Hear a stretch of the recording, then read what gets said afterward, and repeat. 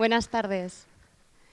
Estar hoy aquí significa que la educación es un tema que nos preocupa socialmente, al darnos la voz a los docentes que día a día y a pie de aula hacemos que otra educación sea posible. Mi experiencia docente empezó de manera muy intuitiva y cuando alcé la mirada a la investigación me di cuenta de que mi manera de hacer tenía detrás toda una teoría neurocientífica que ya estaba funcionando en muchos lugares del mundo. Con ello, me di cuenta de que en el ámbito educativo se estaban produciendo grandes cambios y de que la propuesta de la teoría de las inteligencias múltiples de Howard Gardner es el motor de muchos de ellos. Por otro lado, como filóloga, siento pasión por las palabras y creo en su poder a la hora de cambiar realidades. Una de las palabras que más suena actualmente en el mundo educativo es la innovación.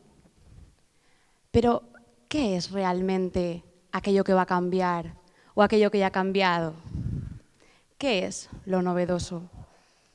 La mirada de la educación es lo que cambia con esta teoría. Y cambiar la mirada significa cambiar la manera de hacer, la manera de educar.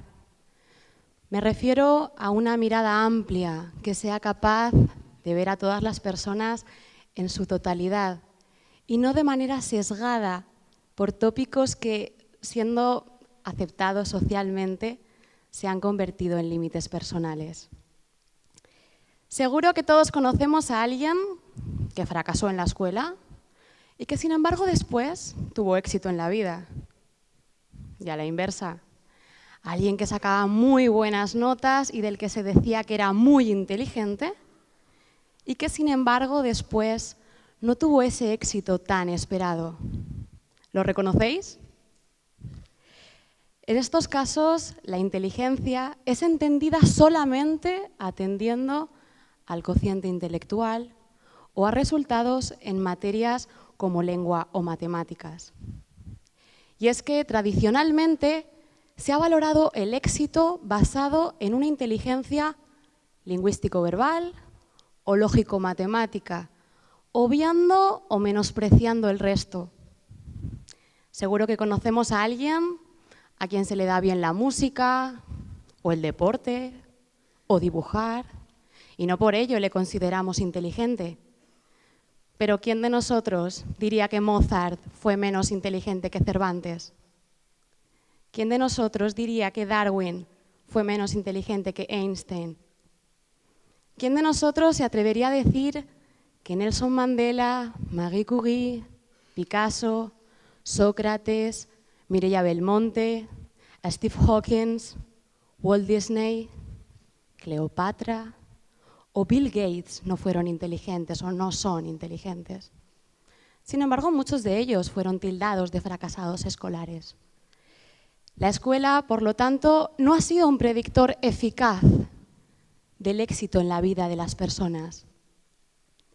Este cambio en la educación, que considera las aportaciones de la teoría de las inteligencias múltiples, debe estar liderado por los agentes educativos.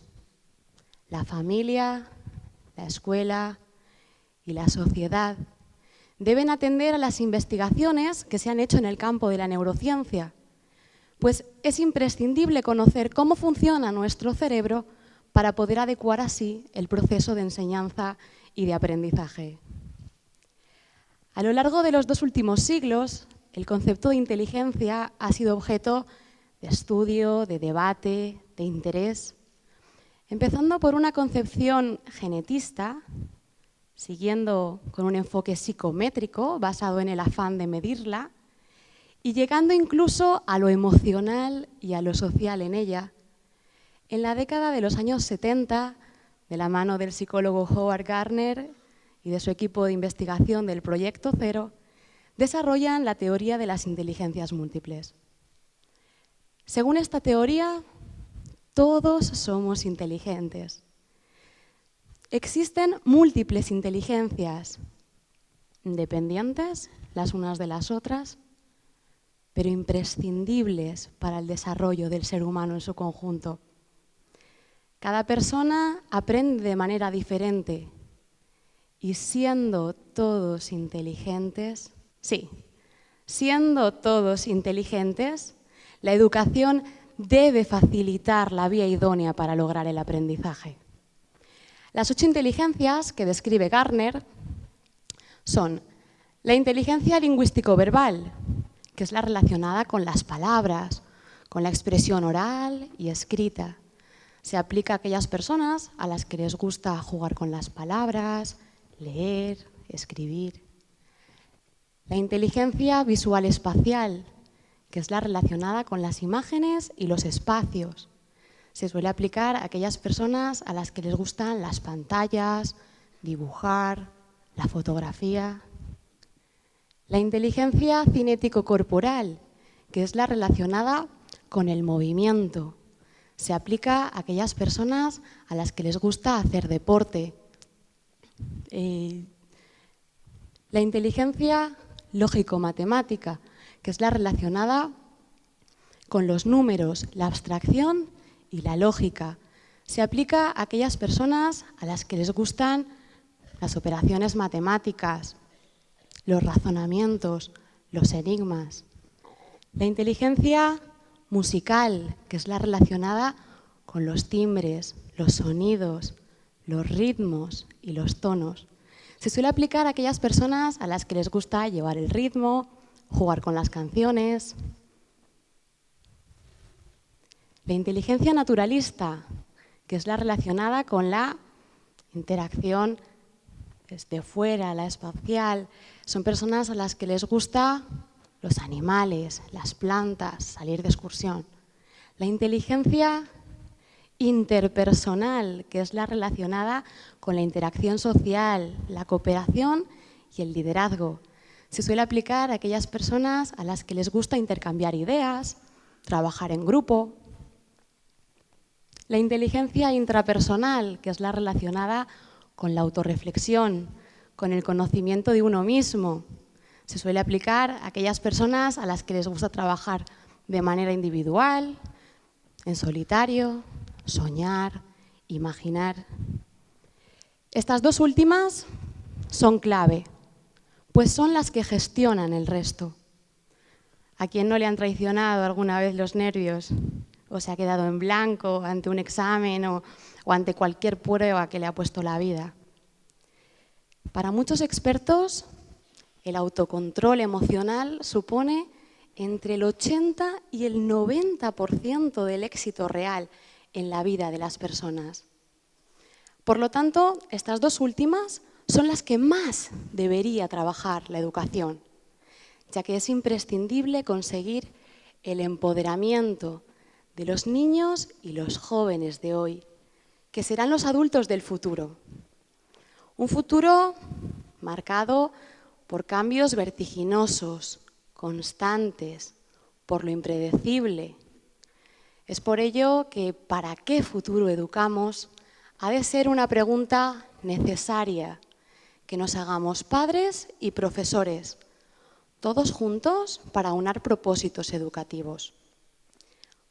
Un compromiso de la sociedad que ilumine todos los caminos, que abra puertas de oportunidades y que cumpla los sueños de todos.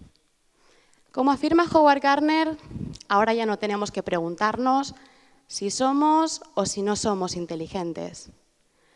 Lo que hemos de preguntarnos es ¿de qué manera somos inteligentes? Y buscar la motivación para convertirnos en la mejor versión de nosotros mismos y ofrecerla al mundo. Cada persona tiene una combinación diferente de inteligencias. Esto es lo que nos hace únicos. Y esta diversidad debe crecer con la libertad necesaria para que cada niño sea valorado por lo que es. Es cierto que 2 personas con una misma inteligencia muy desarrollada lo pueden manifestar de maneras diferentes. Pongamos por caso 2 personas con una inteligencia musical muy desarrollada. Una lo manifiesta en cuanto a que sabe tocar perfectamente un instrumento musical y la otra lo manifiesta en cuanto a que reconoce perfectamente enseguida una canción. Pongamos otro ejemplo. Dos personas con una inteligencia interpersonal muy desarrollada. Una lo manifiesta en cuanto a que es gran líder dentro de un grupo y la otra persona, también con una inteligencia interpersonal muy desarrollada, lo manifiesta en cuanto a que tiene un alto grado de empatía.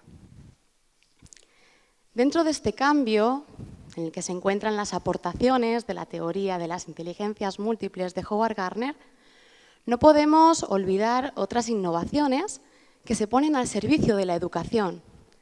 Entre ellas destaca la tecnología. La tecnología, neutra por sí misma, se pone al servicio del docente.